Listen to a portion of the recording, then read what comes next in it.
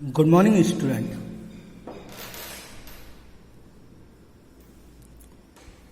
कैसे हैं आप लोग? घर पर रहिए, सुरक्षित रहिए, ओके, और अपने हैंड वॉश करते रहिए। पिछले 2 लेक्चर में हमने पढ़ा नंदू की स्टोरी के बारे में कि नंदू एक बेबी एलिफेंट है जो कि अपने नानी माँ और माँ के साथ रहता है एक ग्रुप में जिसको हर्ड कहते हैं, HERD हर्ड, ओके। वो बहुत सारी फन एक्टिविटीज़ करता है। हमने बहुत सारे ग्रुप्स के बारे में पढ़ा, एनिमल्स के बारे में पढ़ा, ओके। तो हम उनकी साउंड के बारे में पढ़ा, हैबिटेट के बारे में पढ़ा, ओके। और ये आपका लास्ट लेक्चर है इस चैप्टर का, ओके। इसके बाद हम नेक्स्ट लेक्चर स्टार्ट करेंगे। लेकिन बिफोर स्टार्टिंग दिस लेक्चर मैं आप लोगों से बहुत ज़्यादा नाराज़ हूँ और नाखुश भी हूँ, क्योंकि आप लोगों ने, कुछ ही बच्चों ने, 3-4 बच्चों ने ही अपना वर्क सबमिट किया है, मीन्स उन्होंने अपना वर्क भेजा है। मुझे ये समझ में नहीं आ रहा है बाकी बच्चे क्या कर रहे हैं। ऐसा कुछ है नहीं है विशेष आपका जो मैंने आपको नोटबुक में करने को दिया। मोस्ट ऑफ जो होता है मैं आपको बुक में ही करवा देता हूँ, लेकिन I couldn't understand that why are you not doing your work properly and why are you not submitted it, okay. तो आपको सबमिट करना चाहिए।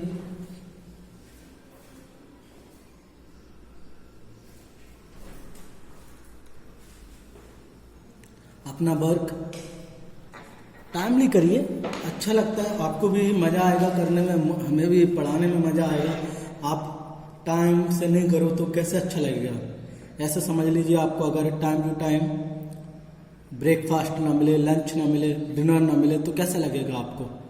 तो आपको भी मज़ा नहीं आएगा ना लंच और डिनर में। तो ऐसा ही हमारे साथ भी है।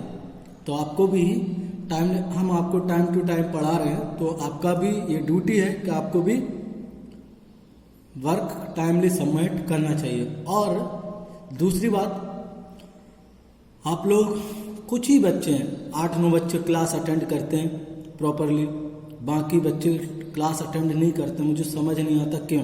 ऐसा कौन सा बिजनेस में लगे हुए आप लोग जो टाइमली आप क्लास अटेंड नहीं कर पा रहे हो? हाँ, आप be careful about all these things. आप ऐसे करोगे तो आप बहुत पीछे रह जाओगे और आपको कुछ भी समझ नहीं आ पाएगा। तो वर्क टाइमली करिए, प्रॉपरली करिए, ओके। और अपनी हैंड राइटिंग इम्प्रूव करिए। साथ ही सभी बच्चों को क्लास अटेंड करनी है, कंपलसरी है। आपको फिर बाद में मत कहना कि सर मुझे ये समझ नहीं आया, वो समझ नहीं आया, ओके। तो स्टार्ट करते हैं। इस चैप्टर में हमने पढ़ा, ओके, कि कैसे वो रहता है, क्या फन एक्टिविटीज़ करता है, ऑल दिस। आप देख सकते हैं ये रिवर में है, ओके। ये हमने पढ़ा था कुछ एनिमल्स के बारे में, ओके, उनके हैबिटेट के बारे में। आप फैमिली में, ग्रुप में रहते हो तो क्या पसंद करते हो, क्या नहीं करते, इन सारी चीज़ों के बारे में पढ़ा था हमने, ओके ना। अब स्टार्ट करेंगे यहाँ से आपका, ओके। ये आपका, you must have seen many animals around you. आपने बहुत सारे एनिमल्स देखे होंगे आपके आसपास, ओके। इन बुक्स, इन मूवीज, सम में be alone, some in group. कुछ अकेले रहते हैं और कुछ आपके किस में रहते हैं, ग्रुप्स में रहते हैं, okay. Find out more about any one of these animals and right about it. आपको किसी एक पर्टिकुलर एनिमल्स के बारे में लिखना है, ओके। तो आपको जो पर्टिकुलर एनिमल्स है जो आप आसान इजीली लिख सकते हैं वो है काऊ। तो काऊ के बारे में आप लिख सकते हो। तो काऊ के ग्रुप को हम कैटल्स कहते हैं, ओके। तो आप काऊ के बारे में आप लिख सकते हो, आपको इजी रहेगा, आसानी से आप लिख सकते हो। आई होप मैं आपको जितना मैंने आपको समझाया उस on the basis of that आप इजीली आसानी से लिख सकते हो। ओके, तो ये जो काऊ का एनिमल्स है मैं आपको बता देता हूँ काय को, ये पेट एनिमल्स है। ओके, ये इनके ग्रुप को हम कैटल्स कहते हैं। ओके, ये हमारे लिए बहुत यूजफुल है। ओके, ये हमें आप सिंपल से एक ऐसे ही प्रिपेयर हो जाता है। ओके, ये हमें मिल्क देती है और इसका जो गोबर रहता है उससे उपले या कंडे बनाए जाते हैं। ठीक है, इसका जो बछड़े होते हैं वो एग्रीकल्चर में काम में आते हैं। ओके, आपका बाकी सारी ये बहुत सीधी सादी होती है, इनोसेंट आप कह सकते हो, लाइक दैट। तो इस तरीके से आप, इसकी एक पूंछ होती है, 4 पैर होते हैं, आप ऐसा भी कुछ लिख सकते हो। ओके, तो इस तरीके से आपको इस काव के बारे में लिखना है। आई होप आप इजीली राइट कर पाएंगे और आप सभी को करना है, ये आपका होमवर्क ही है। ओके, जो आपको करना है, क्लियर है ना। अब हम करेंगे थोड़ा सा आपका पेज नंबर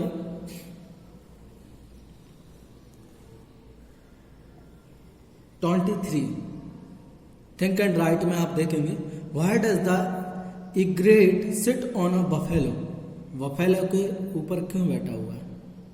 आपने देखा होगा बहुत सारे एनिमल्स, बहुत सारे जो बर्ड्स होते हैं, कुछ एनिमल्स के बैक पर बैठे रहते हैं, वो एनिमल्स सोते रहते हैं और वो उनके ऊपर बैठे रहते हैं। क्यों बैठे रहते हैं? क्यों? देखिए, ये एक बॉन्डिंग है एनिमल्स और बर्ड्स के बीच में। ये बॉन्डिंग ऐसी होती है कि इसमें जो बर्ड्स रहता है, जिस एनिमल पर वो बैठा रहता है ना, तो आपका उस एनिमल पर, उस पर जो कीड़े रहते हैं, इंसेक्ट रहते हैं, उनको वो क्या कर देता है, खा जाता है, ईट करता है। ओके, ऐसे ही तुमने मगरमच्छ को देखा होगा, वो मुंह, तुमने बहुत सारी मूवीज में या आपका नेशनल ज्योग्राफी चैनल पर वो मुंह फाड़े डला रहता है और एक बर्ड आता है, उस बर्ड का मुझे नेम मालूम नहीं, वो उसको मुंह में, दांतों में जो मांस लगा रहता है उसको निकाल निकाल के खा जाता है। ओके, लेकिन वो उसको नहीं खाता। तो ये क्या है, एक बॉन्डिंग है उनके बीच में, रिलेशनशिप है उनके बीच में। Okay, like that. तो why does the egret sit on a buffalo. तो हम लिखेंगे answer, the egret sat on a buffalo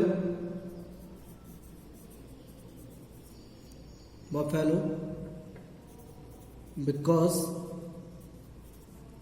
it ate insects of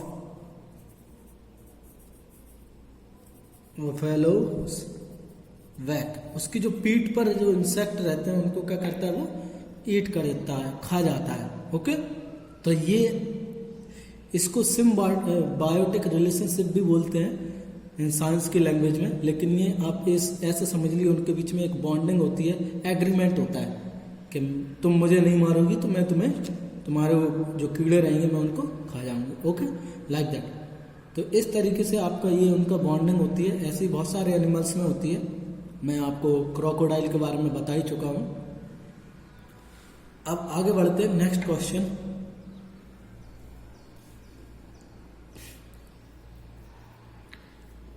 the animal which is riding, have you seen any animal riding on another animal, right it's name. Means have you seen any animal riding on another animal, right it's name. तो कुछ ऐसे animals होते हैं जो एक दूसरे animals को ride देते हैं, मीन्स उनकी पीठ पर वो चले जाते हैं, तो उन एनिमल्स के हमें नेम लिखने हैं। ओके, तो हम लिख सकते हैं easily, the animal which is riding. तो आपका एक तो ग्रेट हो गया,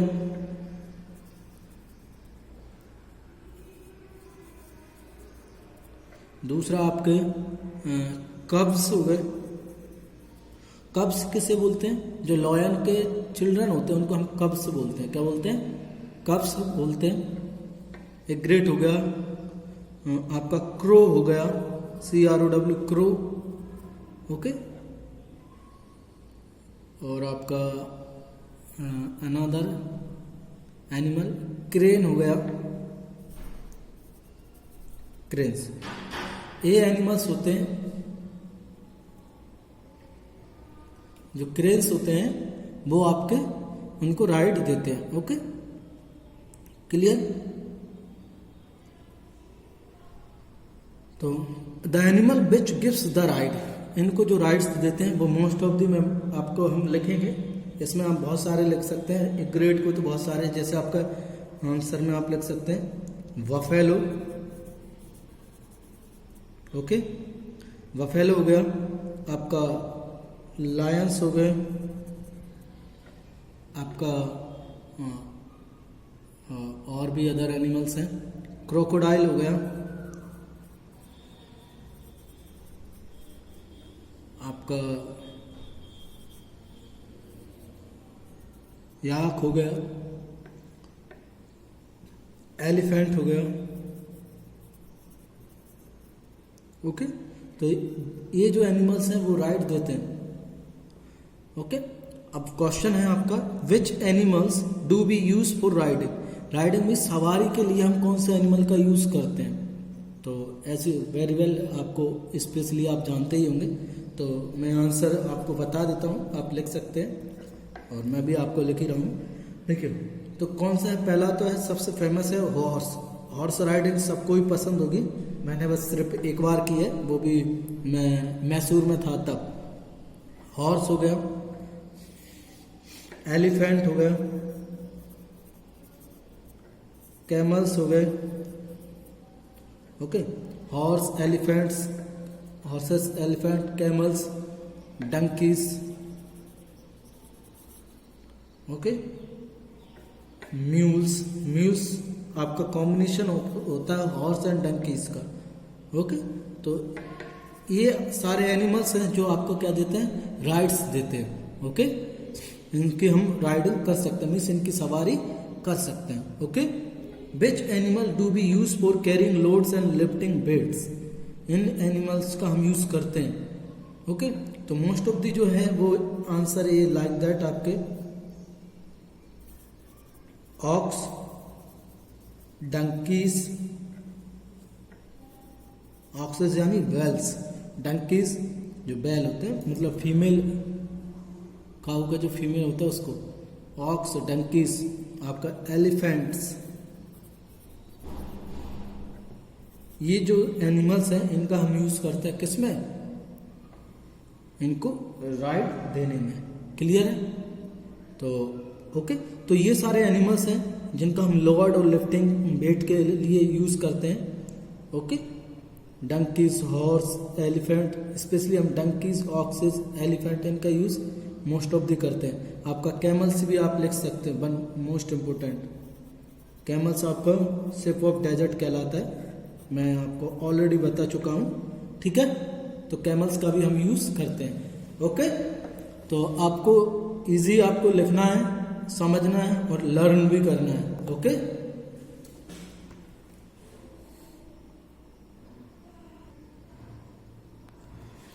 ओके, अब हम देखेंगे अपना खुद का एलिफेंट बनाना, मीन्स कैसे हम अपने एलिफेंट प्रिपेयर कर सकते हैं। Make your on elephant, on यानी अपना। Copy the drying of the elephant given on the next page in the bigger size on a thick sheet of paper. देखिए हम समझेंगे, ये है आपका खुद का एलिफेंट। इस तरीके से क्या करना है, आपको कट करना है। आप देख सकते हैं, आपको दिख रहा होगा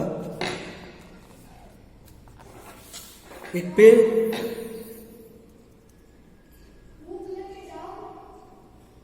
एक मिनट। तो क्या करना है आपको, एक पेपर शीट लेनी है, आप देख चुके होंगे। उसमें आपको क्या करना है, copy a drawing of elephant on a given text, make a small cut where it is cut in the picture, be careful not to cut off the whole part, fold along the dotted lines, fold the part pattern push. देखिए मैं आपको इसमें समझा देता हूँ, ये आपका पूरा आपको एलिफेंट दिख रहा है। ओके, तो कैसे करना है, आपको इस तरीके से कट करना है। आपको दिख रहा होगा जहाँ जहाँ कैंची बनी हुई है वहाँ से कट करना है। आपको एक पेपर लेना और उसको कट इस तरीके से करते जाना है। फिर यहाँ से जो बैंड वाला लिखा हुआ है, ये डॉटेड लाइन, यहाँ से हमें क्या करना है, बैंड करना है। तो आपका एक एलिफेंट प्रिपेयर हो जाएगा और ये टेल है। तो इस तरीके से आपको अपना एलिफेंट प्रिपेयर करेंगे। ओके, और आप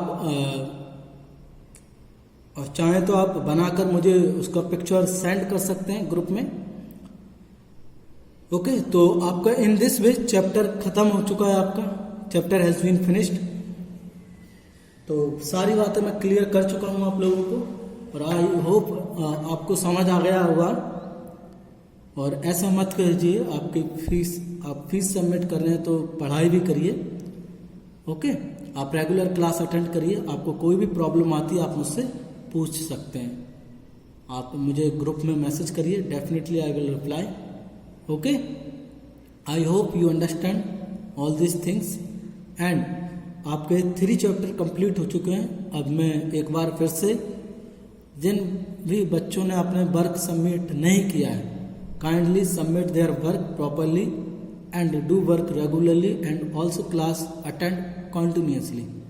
Okay, thank you.